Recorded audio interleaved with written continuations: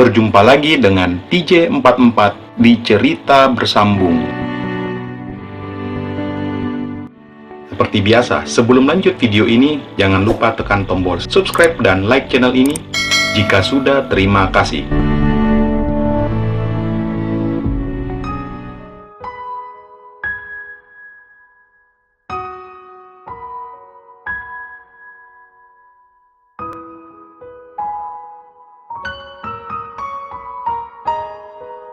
Pasar beberapa jam kemudian, Aji bersama Dea telah tiba di depan rumah orang tuanya. Sesaat Aji menatap rumah minimalis itu, kemudian menoleh menatap wajah Dea yang sedang kebingungan.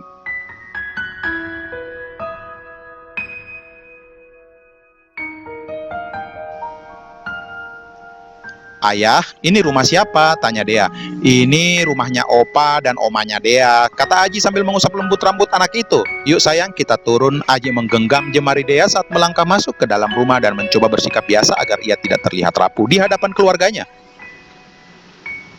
Sekali tarikan nafas panjang, Aji akhirnya mengetuk pintu rumah. "Assalamualaikum." "Waalaikumsalam warahmatullahi wabarakatuh," jawab semua orang yang berada di dalam rumah.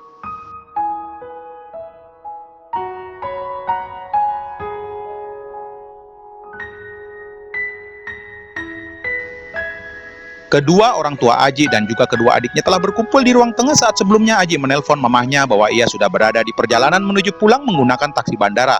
Awalnya wanita itu terkejut, namun Aji kembali menyela dan menyuruh mereka semua berkumpul di dalam rumah karena ada yang ingin Aji sampaikan penting.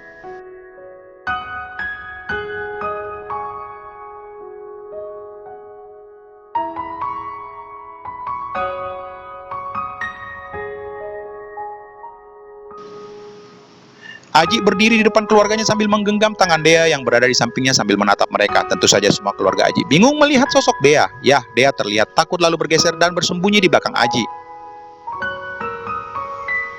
Aji meliriknya, kemudian berjongkok di hadapan anak itu. "Sini sayang, kenalan dulu sama Oma dan Opa, sama Tante Amel dan Tante Adel juga." Sampai saat ini sepertinya keluarga Aji masih diam dan memandang mereka berdua dengan penuh tanda tanya.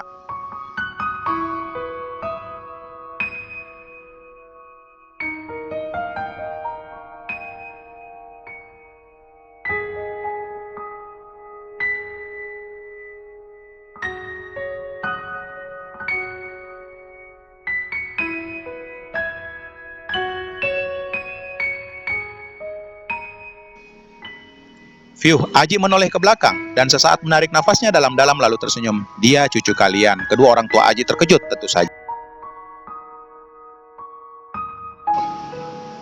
"Oh iya dek, main sama Tante Amel dan Tante Adel dulu ya, ada bonekanya banyak tuh di kamar," kata Aji kembali menoleh sambil mengusap lembut kepala Dea. "Mel, Del, ajakin Dea dulu dek main ke kamar kalian, kakak mau ngomong sama papa dan mama," lanjutnya memandang kedua gadis yang ikutan bingung. Kali ini tatapan Aji begitu serius hingga membuat kedua gadis itu memahami bahwa mungkin benar anak itu adalah anak Aji yang entah dari mana dan kenapa selama ini ia menyembunyikannya dari keluarganya. Yang jelas keduanya masih menunda untuk menanyakan ke Aji karena mungkin ada alasan kenapa Aji ingin berbicara dulu kepada kedua orang tuanya.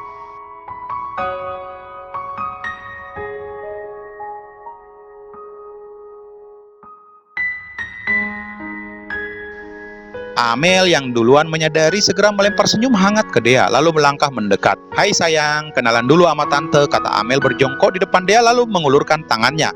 Dea terlihat masih ketakutan lalu anak itu mendongak memandang Aji di sampingnya. "Ayah."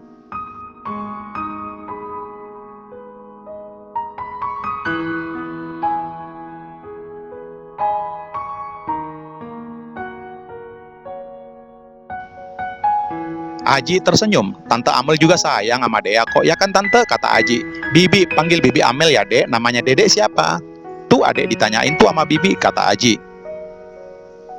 Sehingga perlahan-lahan Dea yang masih terlihat takut membalas bersalaman dengan Amel lalu menyalimnya. "Dea, Bi, yuk sayang." Amel segera menggendongnya dengan penuh kasih sayang lalu memandang ke Adel. "Yuk Del, kita ke kamar dulu," lanjutnya.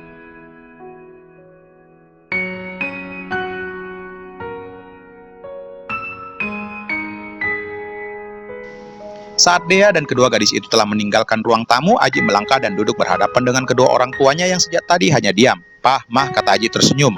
Dia tanya mamahnya.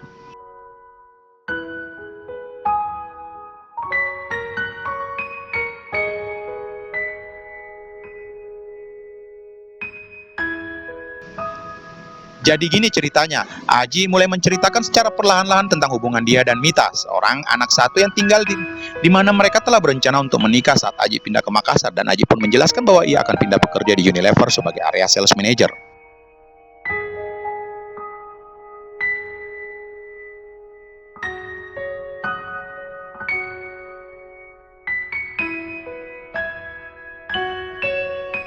Sesaat terlihat senyuman bangga di kedua wajah orang tuanya, namun tiba-tiba kembali sedih saat Aji kembali menceritakan tentang liburannya di Manado bersama Mita dan Dea, beserta neneknya Dea. Kemudian Aji menceritakan kejadian menghilangnya pesawat yang ditumpangi Mita dan ibunya. Dan sampai sekarang keberadaan pesawat itu belum diketahui oleh pihak yang berwajib. Namun Aji yakin bahwa mereka sudah pasti telah tiada. Dea akhirnya hidup seorang diri tanpa kedua orang tuanya, dan Aji mempunyai tanggung jawab untuk merawat dan menjaga anak itu sebagai anak kandungnya sendiri.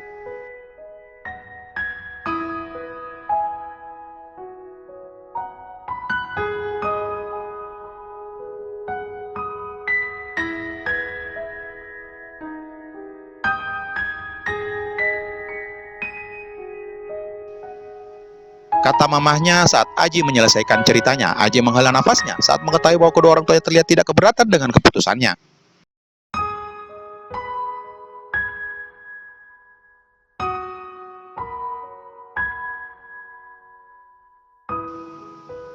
Papa berjanji akan menyayangi Dea seperti cucu papa sendiri, kata papanya yang terlihat sedih mendengarkan kisah Aji.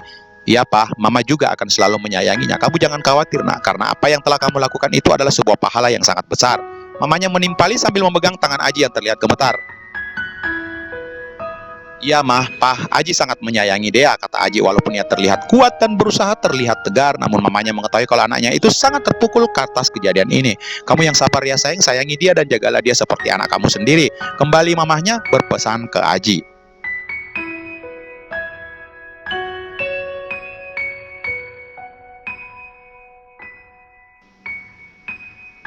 Aji mengangguk dan di ujung matanya terlihat telah mengeluarkan butiran air mata kesedihan hingga ia tak mampu lagi membendungnya.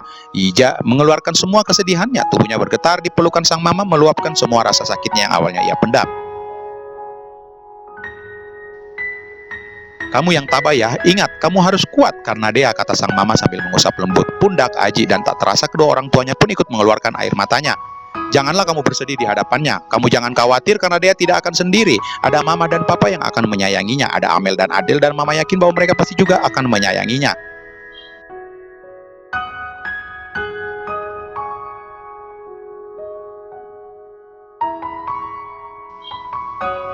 Iya, Mah, terima kasih sudah menerima Dea dalam keluarga ini, kata Aji mengguk-mangguk dalam pelukan mamahnya. Udah, berhenti menangis, mending kita susul cucunya mama yuk, kata sang mama lalu melepaskan pelukannya. Aji tersenyum sesaat lalu mengangguk. Terima kasih, Mah, Pah. Sudah sepantasnya kami menyayangi Dea dan tidak usah lagi berterima kasih seperti itu sayang. Kalau kamu bahagia, mama dan papa juga akan ikut bahagia, kata sang mama. Iya Ji, yuk papa juga mau gendong cucunya papa yang paling cantik, ujar sang papa menimpali.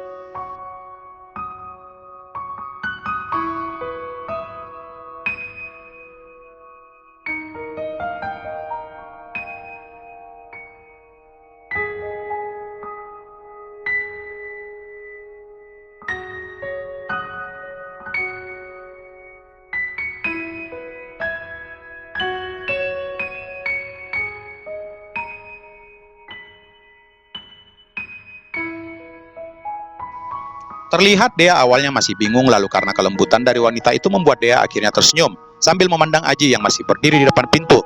Adel dan Amel walau masih bingung namun ia berusaha menunjukkan kasih sayangnya ke anak itu.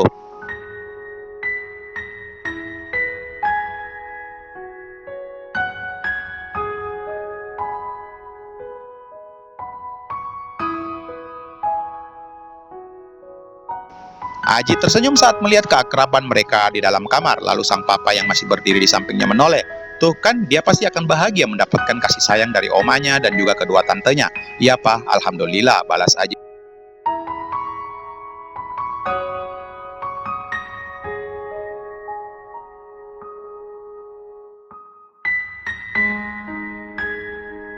Nanti malam, Dea bobo ama Bibi Amel ya, kata Amel. Mau bobo ama oma atau ama Bibi Amel? Tanya sang mama yang masih saja memeluk Dea. Mau bobo sama ayah, kata Dea menjawabnya.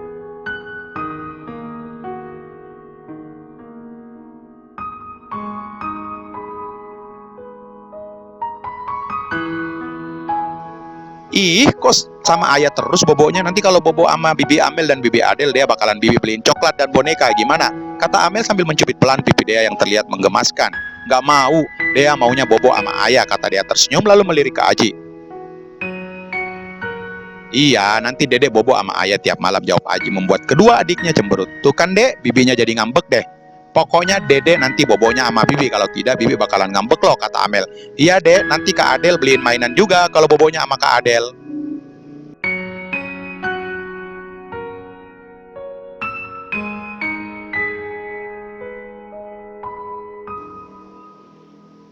Kakak, tanya Amel bingung dan menatap Adel di sampingnya. Maunya dipanggil kakak. Ih biarin, mulai sekarang Dede manggilnya Kak Adel ya. Awas loh kalau manggil Bibi. Hahaha, mau. Akhirnya mereka tertawa bersama, membangun sebuah keharmonisan keluarga di dalam rumah.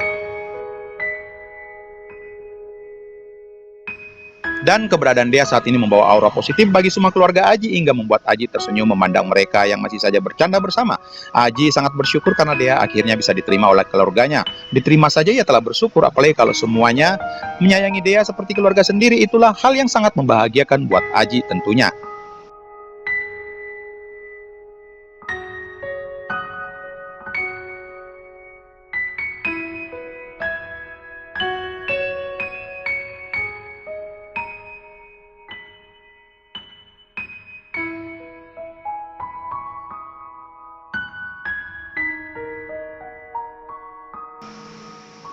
Dua minggu kemudian, tak terasa sudah 2 minggu ini Aji dan Dea berada di Makassar, dan kebetulan juga Aji lagi liburan, makanya menghabiskan waktunya bersama Dea.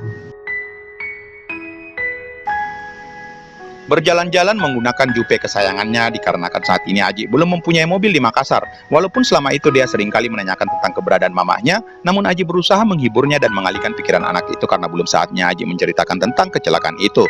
Alasannya karena ia takut Dea akan jatuh sakit atau sedih mengetahuinya.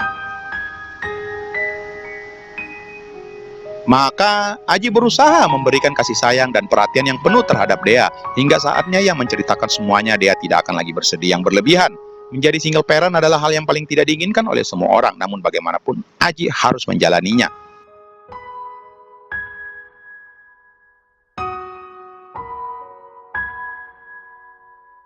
Menjadi seorang ayah tunggal atau single father memang bukanlah pekerjaan yang mudah, karena tanggung jawab seorang ibu pun harus dijalani olehnya. Meskipun ada 2 orang adiknya yang sering membantunya, naluri ayah dalam mengasuh anak tentunya tidak seperti seorang ibu, apalagi Dea bukanlah anak kandungnya.